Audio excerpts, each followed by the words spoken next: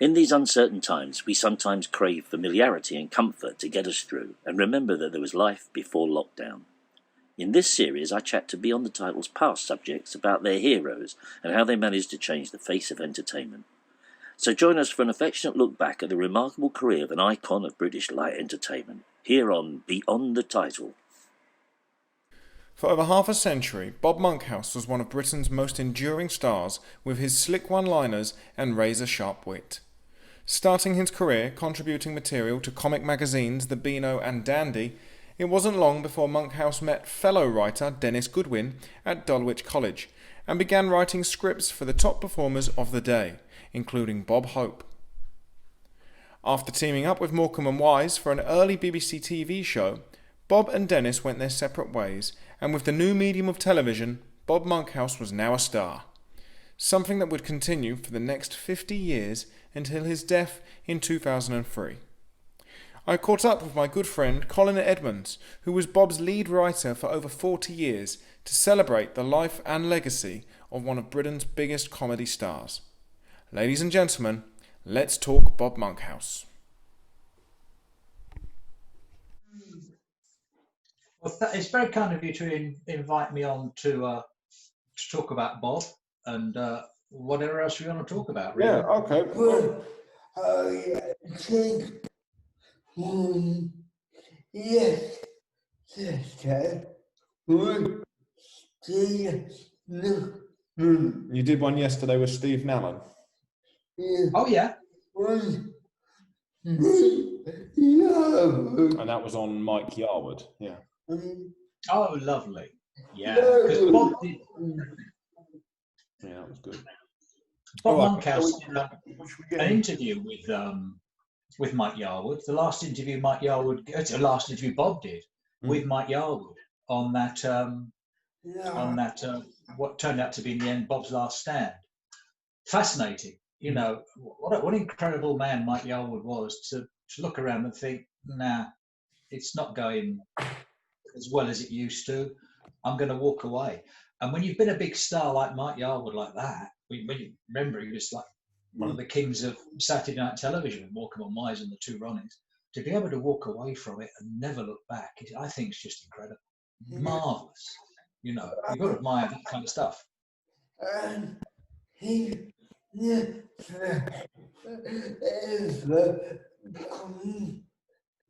but He's never ever gone back.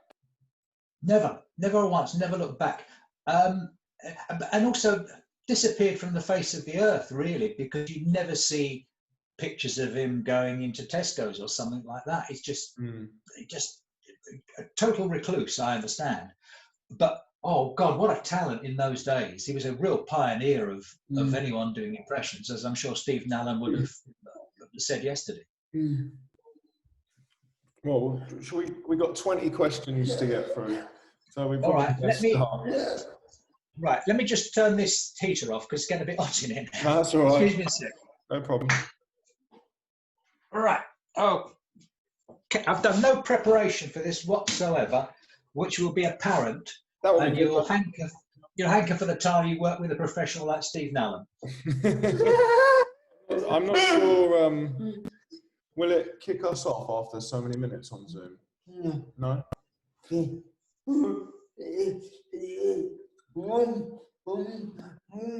it's 1-to-1, it's fine. Yeah. Okay. Yeah. I did a 3-hour session with someone last week, you know, fully expecting to cut out after 40, but it didn't, so that was good. Yeah, I think the 40 minutes thing must be if it's a group. Anyway. Yeah. Carl, welcome back to Beyond the Title for this very special episode about one of my heroes. Now, firstly, let's go back to the beginning. Where did you first meet Bob, and how did you two come to work so closely together? Good question. I first met Bob after I'd been sending him my jokes for about 18 months, a year to 18 months. I was living in Kensal Rise at the time, and he was living in St John's Wood, which wasn't too far away. I was in Northwest 10, he was in Northwest 8. And he sent me a letter saying, you've been working for me for a little while now. I see you don't live too far. Why don't you come over to the house so we can say hello? So I got on the Bakerloo line, got off at St John's Wood, and toddled along to Loudon Road, and it was one of those lovely Victorian houses, a big old house. Knocked on the door, and Bob Monkhouse opened the door, and that was it. That was our first meeting. As charming as you would have expected. Invited me in. We had a cup of tea and a long old chat, and that really was the kind of start of what turned out to, which grew into be a lifelong friendship, predicated by the fact we had a lot of stuff in common. At that time, I was still working on kids' comics. I left school. I wasn't bright enough to go to university. I wasn't clever enough. So I got very lucky. Because of my joke writing hobby, I was invited to work at IPC magazines on kids' comics. And so I cut my writing teeth in a proper paid job at IPC. So Bob had a great knowledge of comics, and I was working on comics at the time. And so as a consequence, at least there was a bit more of a common bond than comedy. As for the year, oh gosh, was I 18? Yeah, we met when I first started writing for him when I was 60. We met when I was 18. Now, if I was born in 55, I'll let you do the maths as to what year. Just to prattle on a little longer, because this is actually quite interesting, I think. At the end of our chat, Bob showed me to the front door, and I said, "Oh, I've got a new office telephone number at IPC, and I've got a card. Would you like the card?" And Bob said, "No, don't give me the card. I'll lose the card, but I won't lose this script." And it was a script for a show he was about to record called Punchline, which in those days was hosted by Terry Wogan. And three performers, Bob, or let's say Kenneth Connor, and Josephine Tewson, would perform sketches and then ad-lib tags to seemingly tagless sketch. Okay, that's the script he's holding. And so he wrote on it, Colin E, 089, blah, blah, blah, and wrote the number in that big, lovely, flowery writing that he had. And that was that. Now, spin forward to, 18 months after he died, 50 odd years later. And I'm helping Bob Monkhouse's adopted daughter go through Bob's in the house. Bob's widow had just died, so Abigail had to sort out all Bob's stuff. We were going through a room as big as the room you're sitting in now, full of scripts. And we came across a pile of punchlines. And sure enough, there it was, Colin E with my telephone number on it, on which he wrote in 1970 something and still had it. And that was extraordinary nostalgia for me, but also indicative of the fact that Bob kept everything. Well, nowadays, Bob's popularly associated with the British game show. But when TV began to gain momentum in the late 50s, he was perhaps one of Britain's biggest stars. Now, can you give us some idea of just how big a star he was? Sure. And what you must bear in mind, Josh, is that Bob first appeared on radio when he was 18. And to appear on radio when there were only two networks, the Light Programme and the Home Service, unless you were listening to Radio Luxembourg, which came and went, you know. So in the 1950s, he'd been a big star, a household name for many, many years when he first appeared on television. And we're talking about someone who was famous all his life. I suppose he was a very, very, very good comedian. That's what gave him legs, and that's what brought him to the public attention in those days. And he was also very original. He used new material, which he'd written with the help of various writing colleagues, including Dennis Goodwin. So he had a lot of fresh new material with which the public was unfamiliar, and the public very much enjoyed.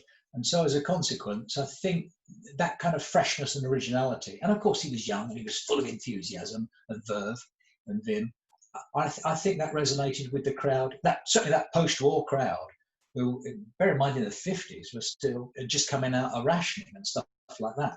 So I think a fresh new face, full of enthusiasm, making their lives a bit brighter, was it made him incredibly popular, and encouraged the crowd to get behind it. I think that was his major triumph, and what made him a star. His enthusiasm, his enormous work ethic, and the fact that he was young and fresh and new. Now, meeting Dennis Goodwin at Dulwich College was a vital step in his success. As a writer yourself, what's the advantage of being in a writing partnership as opposed to being a lone writer? Very interesting point. And to a large extent, oddly enough, I'm not qualified to answer that. in this way, Bob Monkhouse and Dennis Goodwin worked in an office together and produced reams of material for comedians and radio shows of the day. They were writing 2 or 3 radio shows a week, so their output was prolific, and the work they did was prodigious. And so it was good that the 2 of them could bounce off one another. Then Bob's success as a as a performer outgrew Dennis Goodwin's, because Dennis Goodwin wasn't a natural performer at all. Marvelous writer, but not a good performer. I'm not a good performer, as you can see. Difference between why I'm not qualified to answer that is that when I was working for, by and large, I'd be here in a room like this or whatever, wherever I was living, writing my jokes, typing them up, and posting them off. It was only on the quiz shows when there was a lot more contact, and thankfully, Bob's television shows, be they chat shows or quiz shows, it was on TV quite prolifically, so we spent a lot of time together. But in terms of writing together, no. Maybe towards the end on the National Lottery Live and on Wipeout, we would sit down and cobble together stuff. But he knew that I was much happier sitting in the corner by myself, tapping away my stuff, then submitting it, and then having it open for discussion. For example, I could never work in one of those American writers' rooms where you've got 18 writers, fiercely talented writers, all pitching ideas at once. I would be overwhelmed by that. I wouldn't function at all well in that. I'm much happier working by myself. But if you're working under pressure, for the sheer volume of material that Bob and Dennis were turning out, I could fully understand why that kind of symbiotic partnership worked so well for them. Oddly enough, Bob never ever worked that closely with anybody ever again. His relationship with Goodwin lasted about 9 years, I think. Then Dennis fell by the wayside for a reason or another I won't bore you with, and Bob became a big star. And then Dennis pitched off to the US to work for Hope.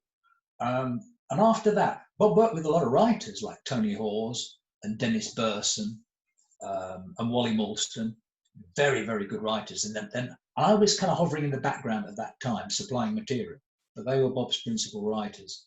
None of them working face to face with Bob, always working remotely. And then it was my turn to take the pilot's seat, and once again working remotely.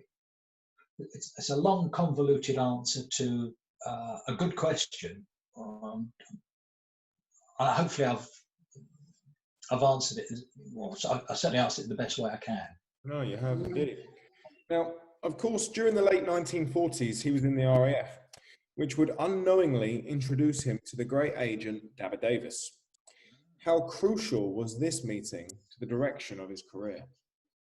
Oh, I think it was absolutely vital. Absolutely vital. My understanding is that they met at. I must read Dabba. Gosh, I must read Dabba. Sorry. Yeah, it was the Combined Services Club or some such place when people in uniform could go up at the lunchtime onto the stage and strut their stuff. And Dabba was in the audience and saw Bob Monkhouse in his naval uniform with his corporal stripes on, and figured, oh God, this guy's got something. And Dabba was an established agent at that time, and so it was important that Bob, as a young 18-year-old performer, could enjoy the wisdom and the guidance of of someone at that time in his career with Dabba's experience. So yeah, I think meeting Dabba was crucial. And of course, it was around this time that he was performing at the Windmill. So how important was this experience of being with his comedy peers to, how important was it, being with these, let me just start that question again, because I read it wrong. Of course, it was around this time that he was performing at the Windmill. How important was this experience of being with his comedy peers to his future career? I think the important thing to bear in mind, Josh, with Bob, was that he was passionate about comedy. He was a student of it. He was an exponent of it. He was a performer of it, but he was always learning.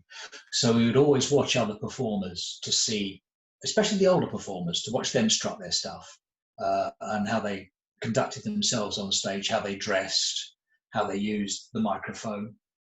For example, walking on stage, having the microphone on the stand, taking the mic off the stand and doing a couple of jokes, and then moving the stand to one side so that strange psychological barrier, which is the microphone stand, between you and the audience disappears, and suddenly you're more intimate with the crowd. That was a trick he learned from an old comic. It might have been Arthur Asking. And also lots of timing, taking a check step and using little tricks like those nervous tics that he used to employ for timing purposes, like adjusting his cuff and a slight cough and a gulp, just to help the performance of the joke.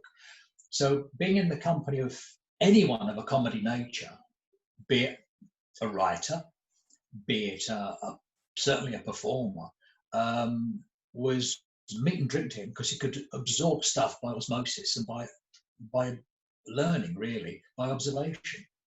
So yeah, we must bear in mind, Josh, his entire life was dedicated to comedy.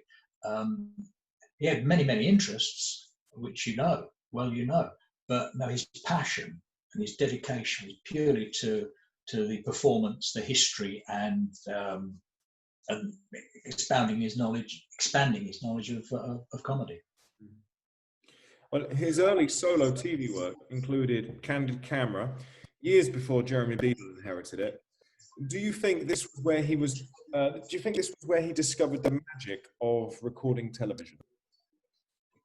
I think he was always aware of the power of television. He was an early exponent of it, and so when an opportunity comes along like Candid Camera, you're going to grab it with both hands. Because it's camera time. That's why he did so many game shows. It's camera time. Hey, I'm in everybody's house. I'm not even trying. I'm here. I'm going to sell a ticket, but I'm on. And so and also the important thing about Candid Camera, it indulged his passion for cinema, because they were making these films. It enabled him to do some funny patter between the films and by way of introducing the next setup. And so it was a crucial show to land from his point of view. Not only it put him on TV, but as I said before, it satisfied all his passions. And he could, like all these shows, he could throw enormous energy at it to make it the very, very best he possibly could. Bearing in mind, not overpowering the laughs that were on the screen behind him.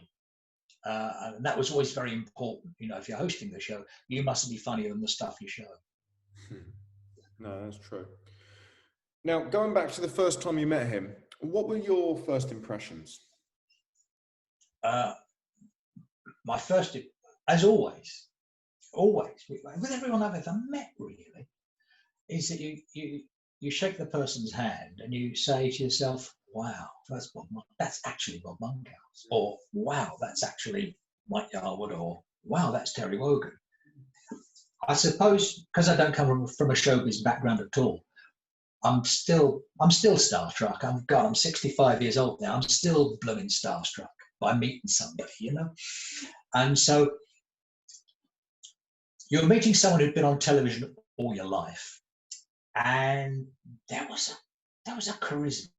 Some people have got it. Some people can walk into a room and you go, oh wow. I can slope into a room and nobody will notice. There's a joke that I often do about me, which is an empty car drove up and I got out, basically, you know.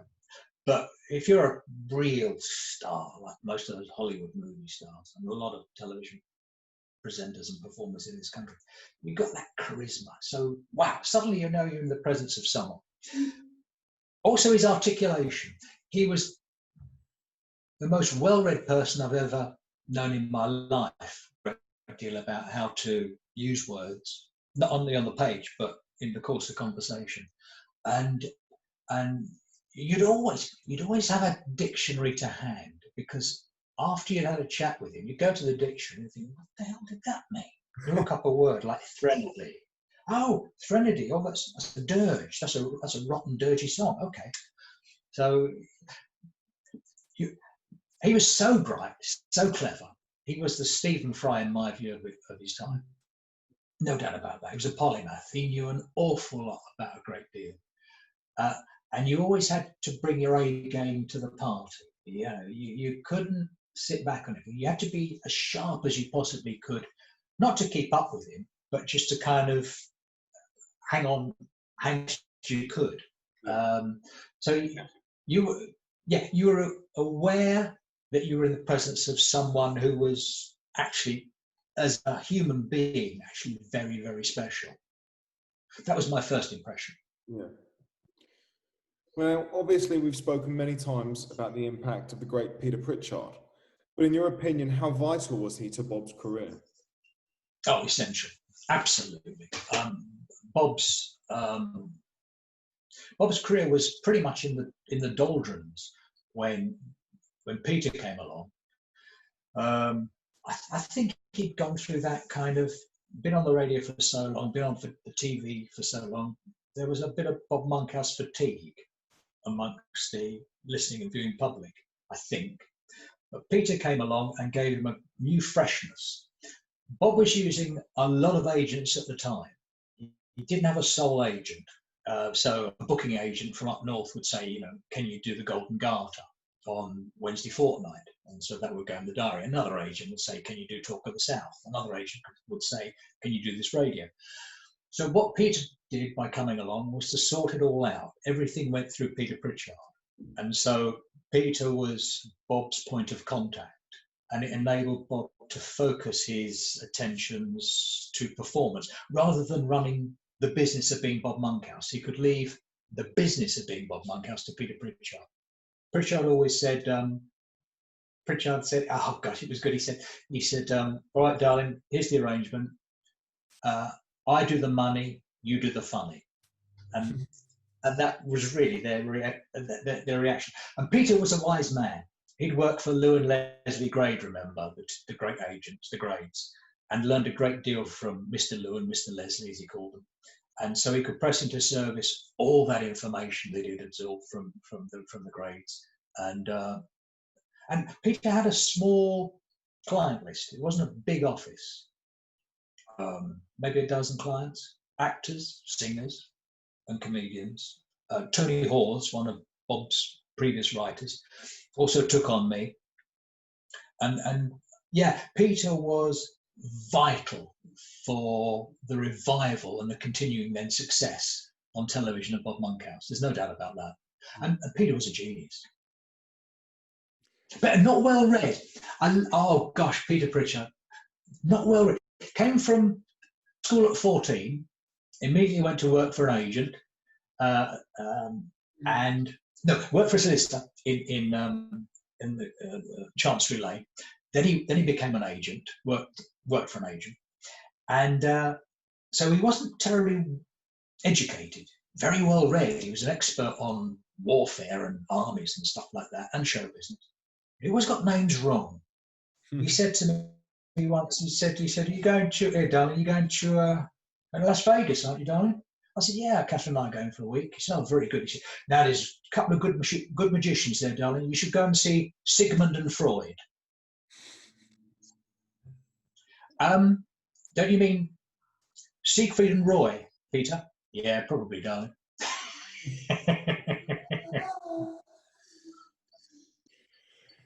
The way you speak about Bob and Peter, it's like you became almost a part of each other. In what ways did this help to enhance creativity? Oh, God, good question. Oh, wow, let me think about that for a second. Yeah, in a way, I suppose it was vital, absolutely vital.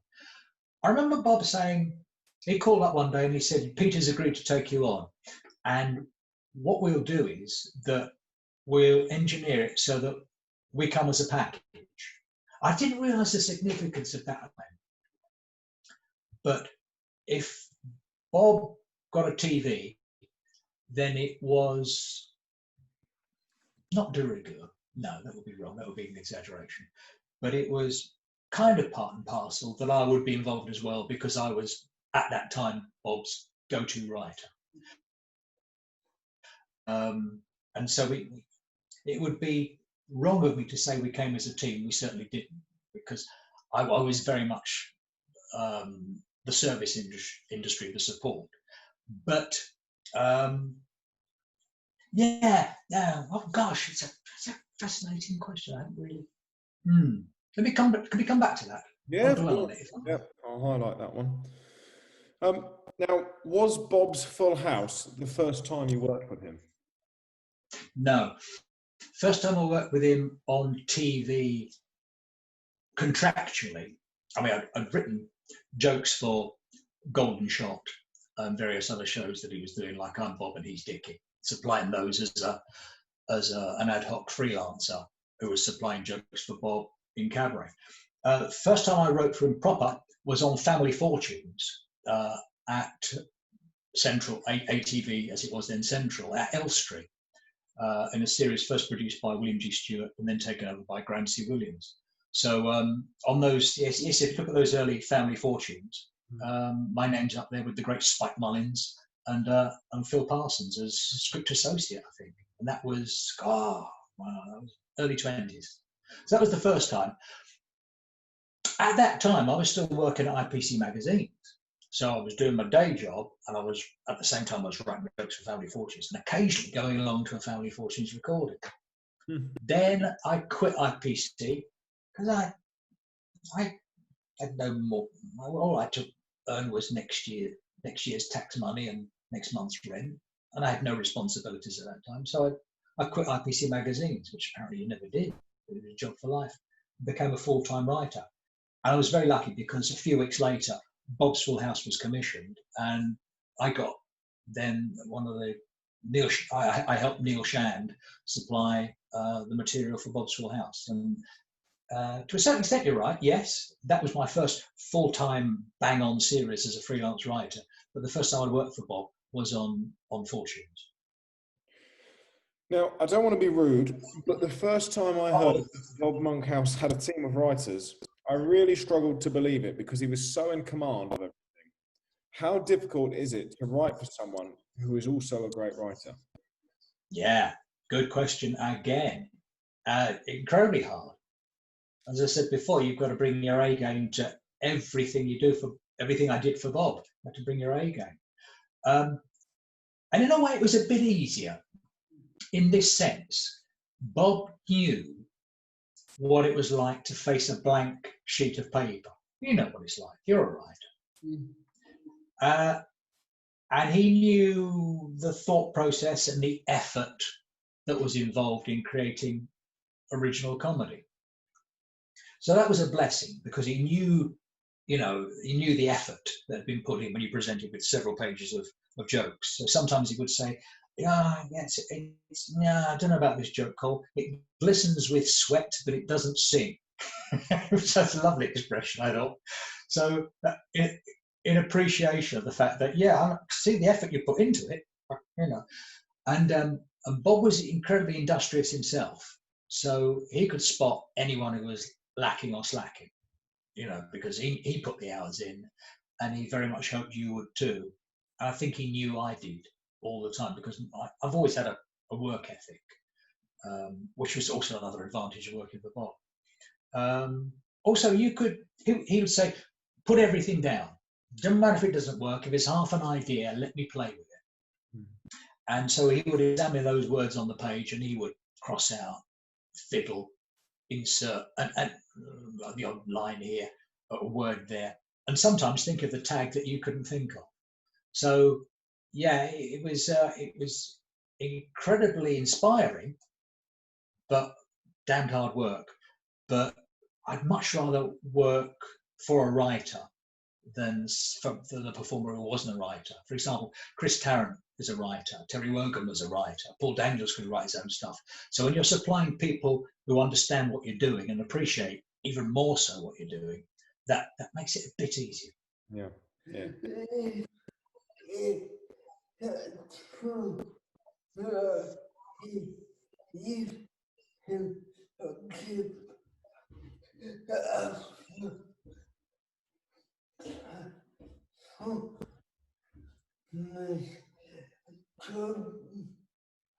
Josh just asked, is it true that he used to give other performers jokes?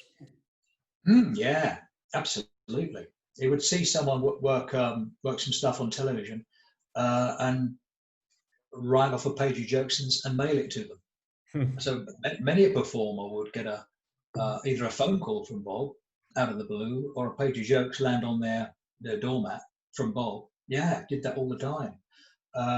If ever there was someone who just moved, he had a holiday home in the West Indies, and Joan Collins was staying at the hotel down the road. So he wrote a poem, a Andrew Lloyd Webber parody, I think, to welcome Joan Collins to Barbados.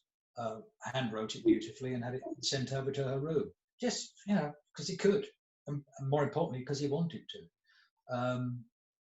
Once again, that squares with his prodigious intellect and his powerful output, his immense output of, the tons of paper and the gallons of ink that man used in his lifetime.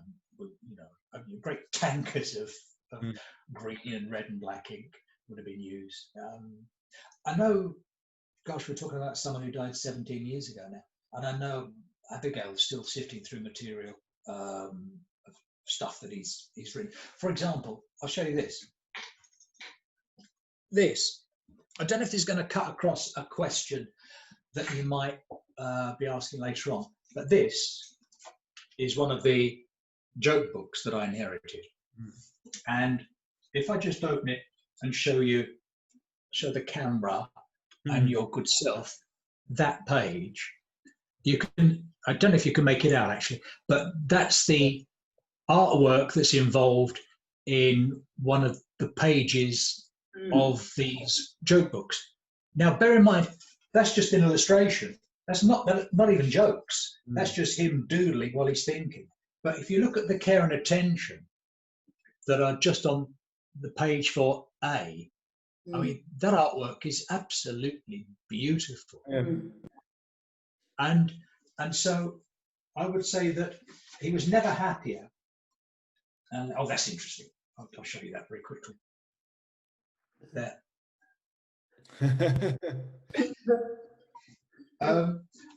So I think his best friends outside human beings were the pen, the paper, and an audience. Well, an audience are human, sure. Pen and paper. Yeah, I would say were his best friends.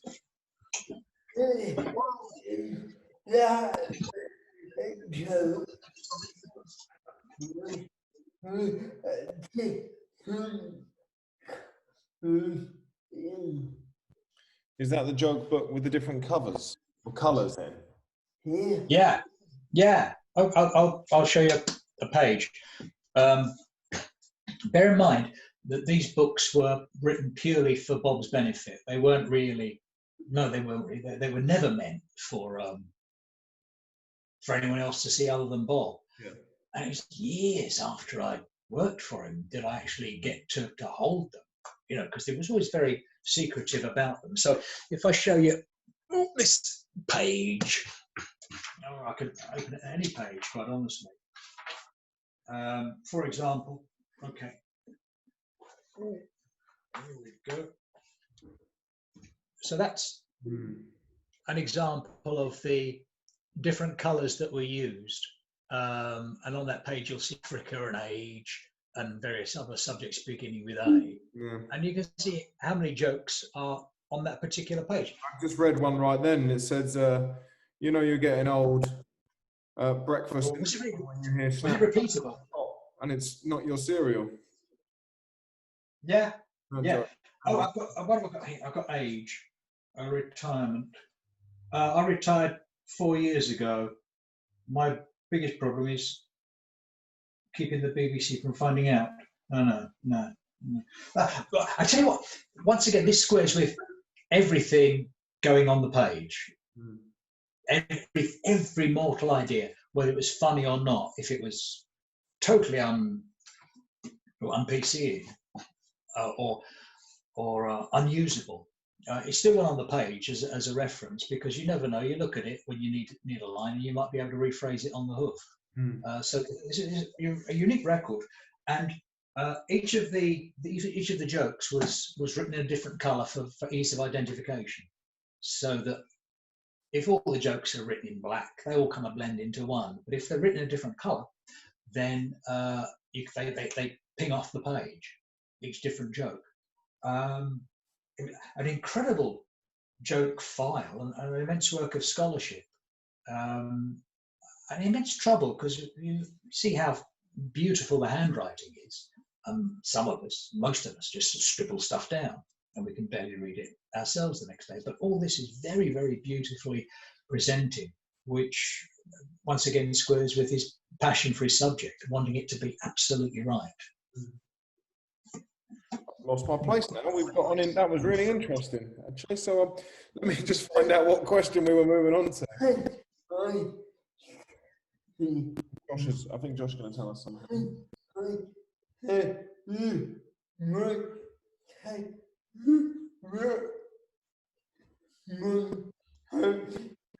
Josh said, "Can he tell you his favourite Monkhouse joke?"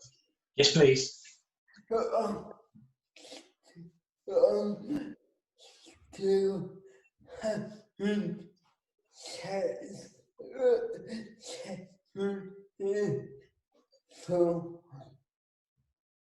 I'm still having sex at 74. Yeah. How does that one go? I don't know it. Can someone enlighten me? I'm still having sex at I'm still having sex at 74. I live at 76. Is no distance. Yes, it's Lovely. That's typically Bob phrasing, typically Bob performance, because it's so brief, it's so tight. You know, there's no extraneous words there. No. It's simple. Yeah, keep it simple. And sometimes give them the punchline, and sometimes just sit back and let the audience do the work. I always found that an interesting technique as well. Let the audience do the joke. I wrote a joke for Opportunity Knocks, which was, we kept having, so many singers came along for Opportunity Knocks, and we kept having the same old singer come back time and time again, series after series. In the end, I had to say, I had to tell Des O'Connor not to come back anymore. That was the joke that I wrote. It's okay. And God bless Des, we love him. And everyone used to take the mickey out of Des singing jokes. And Bob rephrased it to something like, I might not do it justice. When we did Opportunity Knocks, every week we had this poor old guy come back, this old bugger would come back and sing. And in the end, I had to be cruel to be kind. I had to say to him, Des, okay, leave that hanging, ... And then the audience know from Des who the hell he's talking about. It's an example of letting the audience do the work. My joke oversold it. Bob in performance knew exactly how to pitch it. It's all in the delivery, isn't it? It's what he used to call the art and the craft and the science of comedy. I always found that fascinating. This is completely irrelevant right now, but I was watching a little bit of comedy this morning, this little thing, and it was all about the whole current Black Lives Matter movement. And it was a black American comedian, and he was he was starting with, he was basically saying, we're not asking for much right now. We're just asking that we matter. And then the audience starts going inside, and he didn't really have to say any more. He just kept on elaborating on it. He goes, "That's it. We're not special or anything like that." And then the audience was building with it. It was almost like he didn't have to say anything. Like, if you can find those jokes where the audience does the work for you, then that's special. It's a fascinating. It was a fascinating lesson I first learned by watching that kind of stuff, and what it does as well, I think it flatters the audience. You know, it gives the audience some intelligence, and I think they appreciate that. Also, whenever Bob Monk would go to a private function, working for, I don't know, Rank Xerox or Corgi Toys, shall we say, we'd always find out who the managing director was, what his name was, what he did, was he a motorist, was he a golfer, who was the finance director, little things about them. You know, he's been married 4 times. So what he could do, he could pop a relevant joke on each of those characters, each of those people. So the crowd would then appreciate the fact that he was taking trouble to personalize the act about them. He'd done the research with regard to them. It wasn't just the standard act he would have given up at the lakeside. This was a dedicated performance to them. And I think the crowd liked that very much. And that was part of his unique selling point as a cabaret performer, and why he works so often, working for the private function and the corporate circuit. Well, when I interviewed Phil Jupiter a few years ago, he explained that Bob had 3 main writers: yourself, Jez Stevenson, and the legendary John Junkin. How did you all work together to maintain cohesion to Bob the performer? Okay, good question again. Okay, I'm stymied here a bit. Well, okay, the cohesion came from Bob. So Bob would take jokes from these 3 separate sources and compile them in a manner. We take the best from all 3 of us and compile them in a manner, in a way that he could work it best. So John and Jez and I never ever got together. We always worked remotely.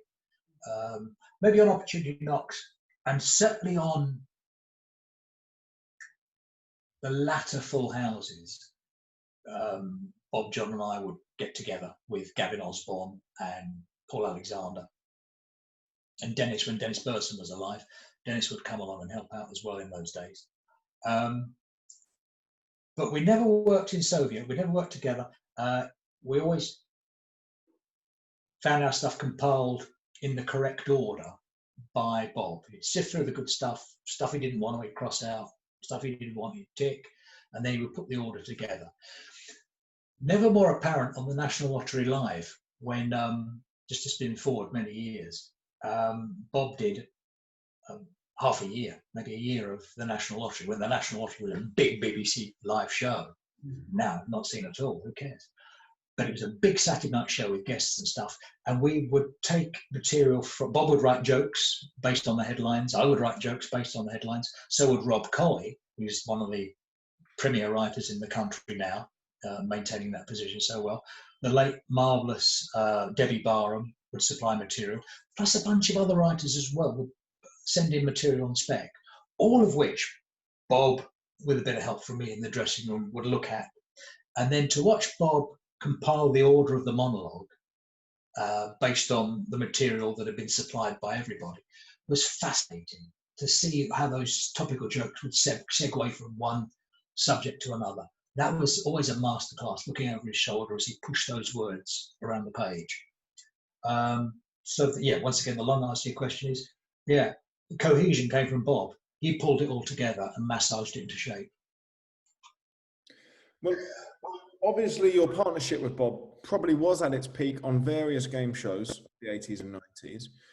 Jimmy Tarbuck has referred to Bob as the best game show host of all time. Why do you think he was so good on this format? Bear in mind that Bob was hosting game shows when game shows weren't actually fashionable. They are now. They're big business again, aren't they? With the chase, Bradley doing the chase, and Alexander Armstrong doing Pointless. Huge numbers they're drawing in and very consistent. But those Saturday night shows like Bob's Full House and Paul did Every Second Counts, they had to be more than game shows. They had to have a bit of showbiz about them. And what Bob brought to the party was extra jokes. So with Bob's Full House, if ever there was an area you could jam a joke in, so you could do a funny line, he'd crowbar some stuff in. So for example, opening chat with all the contestants, 6 questions to each contestant. Now, we knew what they did for a living because we'd spent all week writing jokes about what they did. Oh, you're a bricklayer. Okay, here's a bricklayer joke. So first of all, so you start with an opening monologue. So that would be 2 minutes of comedy patter. Then you'd have at least 2 or 3 jokes in the edit with all 4 contestants on Bob's Full House. Then you'd have a joke about most of the questions in the first 2 rounds. Then you'd have a joke about the holiday they were going to win if they reached the final. So suddenly the joke quotient, as I used to call it, on any game show that Bob was hosting was huge. You didn't just watch a game show with all that inherent excitement. You also got an awful lot of jokes fired at you with a machine gun. And I think that's what he brought to the game show party. He wasn't just a host. He drove it, he compared it, and he entertained alongside the show. And that's what made him such a special performer, I think, in game shows. Throughout the 80s, comedy changed, and many of Bob's peers sadly perished under the pressure from alternative comedy. Why do you think Bob was able to straddle both sides of the comedy sphere? Because he studied comedy, because he saw the way that comedy was going, wanted to remain relevant, and as a consequence, adjusted his performance accordingly. So many other performers fell by the wayside because I don't think they could cope with the new wave of different comedy thinking coming through. Bob was such an intelligent man, he could.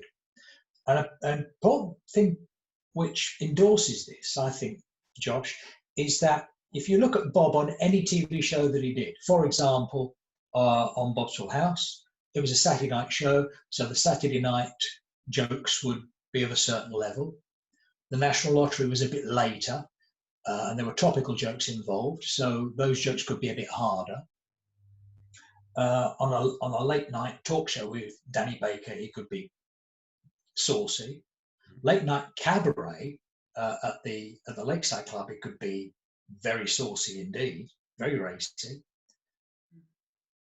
Doing a lunchtime show called Wipeout, full of jokes as well.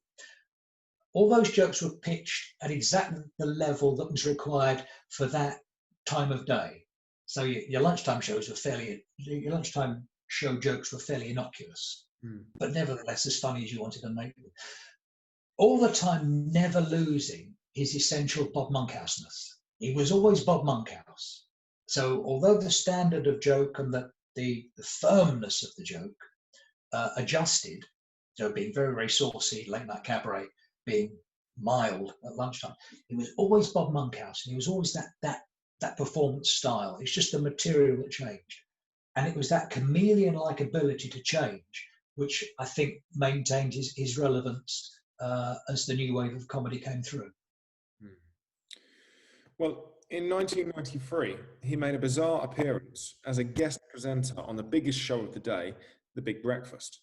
But in later years, he said that he didn't like it. So what made him do it? At that time, still is, Chris Evans was one of the hottest tickets in town, and The Big Breakfast was one of the most significant breakfast shows on television. And in keeping with that wanting to learn and maintain relevance, when the opportunity came along to work with Gabby Roslin, sitting in for Chris Evans for a week, he grabbed it with both hands. Now, he hated it because he had to get up early in the morning. He had to get up at silly o'clock. And God, he was not an early morning person. He was so used to working late in cabaret and getting to bed 2 or 3 a.m. So getting up at the habit of having to get up at 4:30 in the morning and be driven through wet, rainy streets of East London to the big breakfast house, that would have been quite a strain. So mercifully, he stuck it for, only to stick it for a week. But once again, I was going down to the newsagents at 6 o'clock when it opened to look at the newspaper headlines to write topical jokes, which he would then ring before the show. He would ring me before the show came on air, and so I could supply him with topical jokes if I could think of any, so that he could use them on the show. So yeah, it was a tough show, but I think I've always thought that maybe it was that getting up early which really got up his snoot. Well, just a year later, he starred in his own An Audience With. Now, what sort of accolade was that for him? Oh, that was marvellous. That was because when you think of the people like Billy Connolly and Joan Rivers, the great names that have gone before him, that was really kind of a final salute to his acceptance as one of the great comedy performers. And the work that went into that, it was Dennis Burson came out of semi-retirement to help on that. I helped out on that show, and Bob wrote scads and reams of stuff.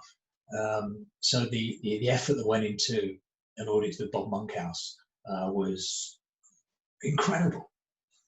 There's a file in the attic above, which has got An Audience with Bob Monkhouse in it, and the material is, I promise you, folks, is that fat. Yeah, all of which was sifted through. You sorted out the wheat from the chaff.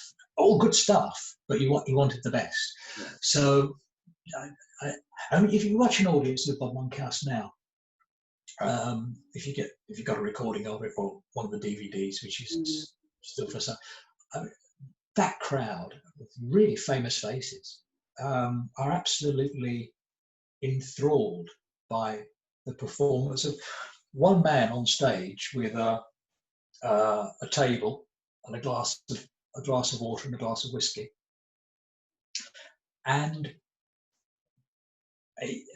it captivated not only the television crowd but also that audience of celebs as well. Not the greatest of audiences to entertain an audience of celebs, because they do tend to sit there in judgment. But I think they all were foursquare behind Bob. Interestingly enough, Bob was introduced, walked on, tape was rolling, picked up a glass to take a sip of water after taking his applause, and afterwards he said, I heard the glass rattle, the ice in the glass rattle, and he said, I saw my hand was shaking, and I thought, oh, come on, pull yourself together. Now, luckily, there was a microphone fault, so the opening had to be shot again, so he could come on again, by which time he restored himself. So I think the fact that he was nervous before such a show, or the start of such a show, was significant. He knew it was a big deal. But we were in no doubt that the material was there, and as ever, he would rise to the occasion. Very quickly, sorry, sidebar, but I'll think of it. Now I think of it. He was always nervous before he went on. Once when there was an autocue problem, which he coped with beautifully, and the next week on the lottery, he said, can we just make sure that bloody autocue's working, Colin? So I said, sure. He said, because I'm nervous enough when I walk on. I don't want to have to worry. So can you just make sure it is? So I had the responsibility then to make sure the damn autocue was working. Okay. The important part of that is I'm nervous enough anyway as I walk on. And this is someone who's been doing comedy since the early 1950s, you know. Performing, walking on stage is as familiar as walking to his front room, but you still have that slight tightness before you go on. I find that fascinating. Never blasé about any performance.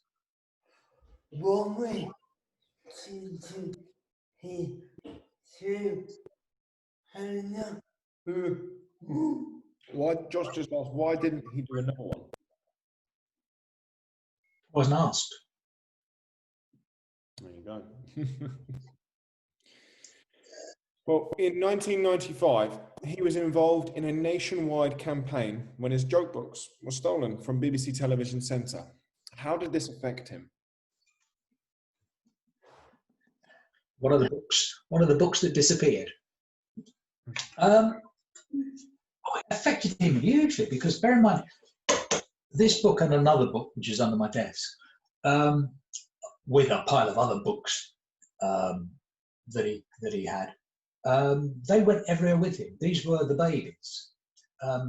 Every gig he went to, so that if he found himself in a problem where he needed a joke about cars, he could go to C for Cars and very quickly refer to them. And they were a real kind of thumbsuck. They were a comfort blanket, you know. They were, and you can see how battered they. I've not made them this battered. These haven't become battered in the last 17 years at my hand. These were exactly as Bob had them, with bits coming off and stuff like that, because he used them all the time as working tools and reference. So yeah, when he lost them, it was a bitter blow, and it was like cutting your hand off. But he got on with it. You know, I haven't got them anymore. They're gone. I hope one day I get them back, but I'll just crack on. I'll write some more jokes. So yeah, initially he was very, very distressed. Hence the publicity campaign to try and get them back, to raise awareness that they had gone missing. But after a while, just got on with it. You know, he had the remarkable ability to compartmentalize stuff. You know, if there was a problem in his life, of which there were many, he would compartmentalize it and not let that interfere with his comedy and his thinking process when it came to creating laughs. Are you going to say something?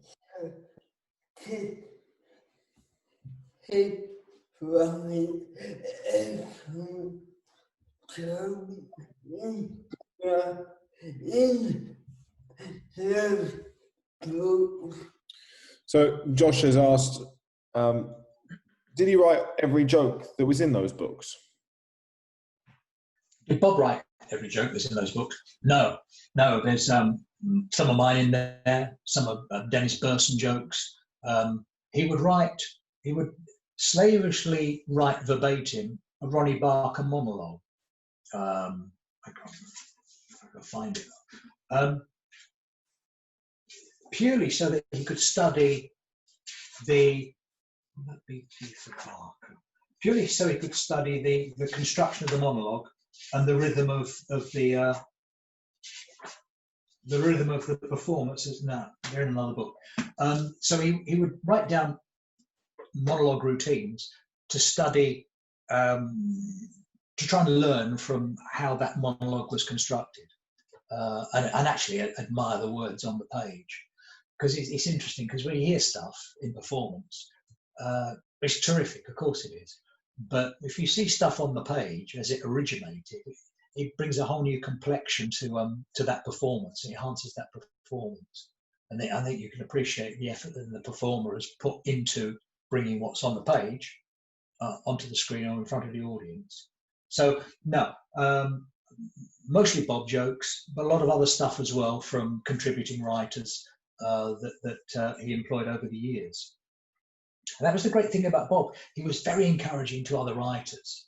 I mean, I was there, but he would buy in other material happily from other writers. Just if there was one joke there that was a zinger, he'd love to go on and do it, you know.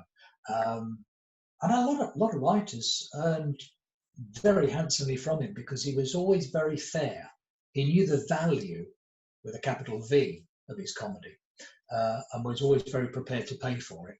So, many a check was sent off to young writers who were trying to break into comedy writing and benefited from Bob's patronage. Mm.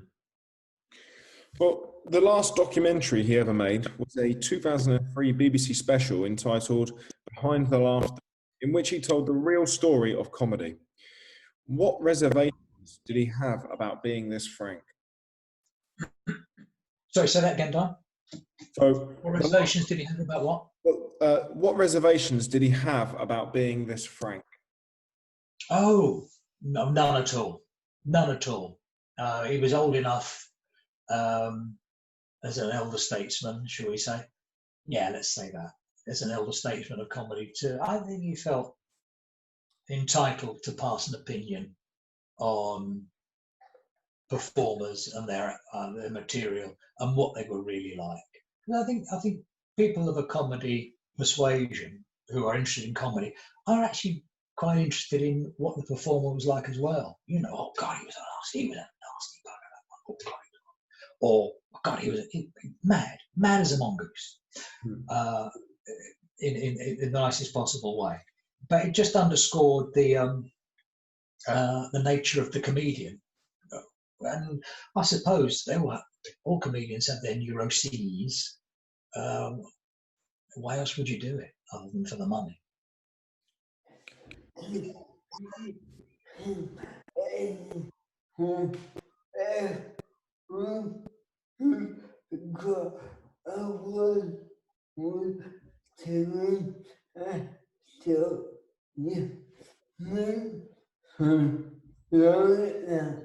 Josh just asked, do you think anyone else would get away with doing a documentary like that? I think so, as long as they had the authority, in inverted commas, to do it. And I think once you've established your credentials over many, many years, I think it buys you the authority to comment. And there was no spite. It was purely statements of fact and analysis of comedy. I was always of the impression that comedy doesn't deserve or require analysis. If it gets a laugh, then it's done its job. But Bob would always have the intellectual capacity to take it one stage further and analyse the material and the performance. And that's what set him aside, I think, from others. He would take that trouble. I think probably someone could do that kind of an in-depth analysis of comedy. Can't think of anyone at the minute. Truthfully, I can't, because there's so many young comedians at the moment. You know, even the ones that have been around forever, like Bob, in their 30s, they seem to have been around forever. But I think you got to be in your 60s probably to do an authoritative look back at comedy. And in his final performance, it took place at the Albany pub in central London. How emotional was this night? At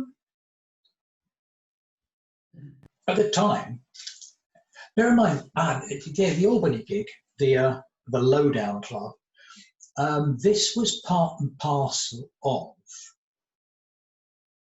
the series that you were talking about, Behind the Laughter.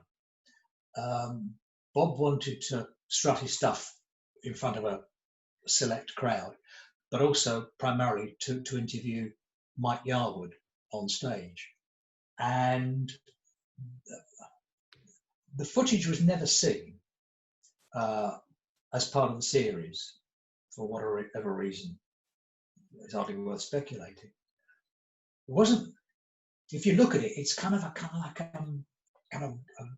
gonzo bit of journalism, I suppose. It was like guerrilla journalism, undercover, really, because it was shaky stuff and it was ill lit. And when we came to do a documentary series called Bob Monkhouse, the Million Joke Man, I knew the stuff that I wanted to inspire my executive producers to use on the show, because I had a VHS of the show. Peter Pritchard had a VHS of the show, but in Bob's collection was a VHS of that show. We called the BBC for the master tapes, and the BBC had no record of what became Bob's Last Stand. I couldn't find it anywhere. So, okay, we'll use this stuff from VHS on the Million Joke Man documentary. And it came over really well. Suddenly there was stuff that hadn't been seen on TV ever, other than from those wonderful comedians in that audience, hosted by Dominic Holland. And caused quite a stir. And then suddenly, miraculously, the BBC found on a dusty old shelf the tape of the Albany that they shot, put it together in a documentary which became Bob's Last Stand, and aired it. I think it's gone out at least 6 times to my certain knowledge. But that was quite interesting. Yeah, apparently it was lost at the BBC and then suddenly found. So the story behind it, I don't know, but thank goodness it's had a fuller airing. From an emotional point of view, in answer to your question, yeah, it was another gig. I don't think Bob appreciated it would be his last performance in front of a crowd. In the preparation, it was very, very keen that Mike Yarwood, he was very persuasive and very keen that Mike Yarwood could come on the show. And it took a great leap of faith of Mike to go on stage with Bob in front of that crowd and talk in the manner that he did. And I know Bob was immensely disappointed that none of the footage was seen, more especially the chat he had with Mike Yarwood. I think he was very, very upset that that footage was never seen. Mercifully now, it's been redressed. That footage has been seen. But I know Bob went to his grave thinking, oh, just what a shame. Especially when he took such trouble to invite Mike on the show and persuaded him that, hey, it's going to be all right. Well,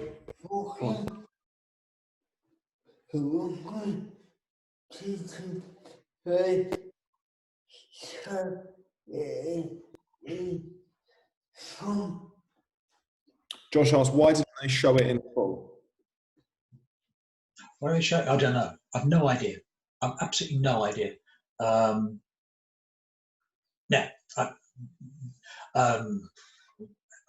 could they lose it? I don't know. Now, in your opinion, Colin, what was Bob's legacy? This is our final question, actually, by the way. Legacy, gosh.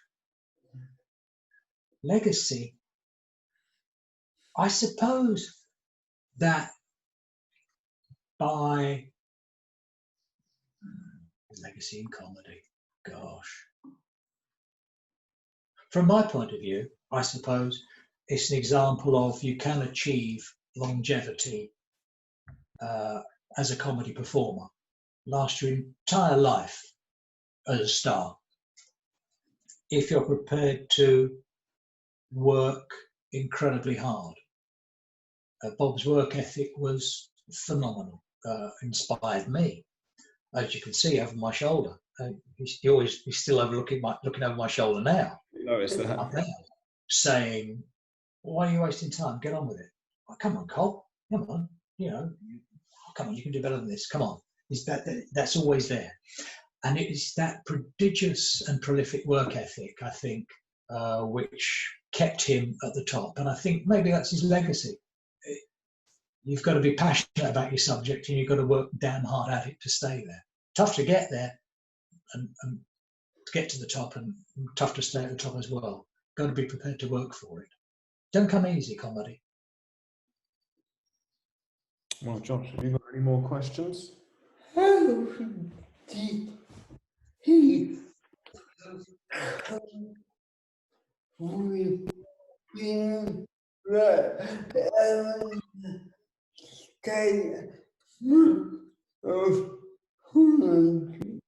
Josh asked, how did he cope with being that elder statesman of comedy? Loved it. Absolutely loved it. Yeah. Bear in mind, you're talking about someone now who was never loved for many, many years as a performer. Much admired, but he's smarmy, he's slick, and he really, what's it? It's the expression's Marmite, isn't it? You either loved him or you hated him. I think as many people loved him as hated him, because why else would he sell out so many tickets? Why would he be such a popular performer in cabaret and on television? Why would he keep getting invited to host so many different shows? Yeah. But suddenly, there he was in his 60s, and suddenly he was being revered. And yeah, quite right too. I think he'd worked hard enough to deserve it. Yeah, we loved it. Have you got any more? Hey, yeah. No, thank you very much, Cole. We appreciate that. Easy, no problem.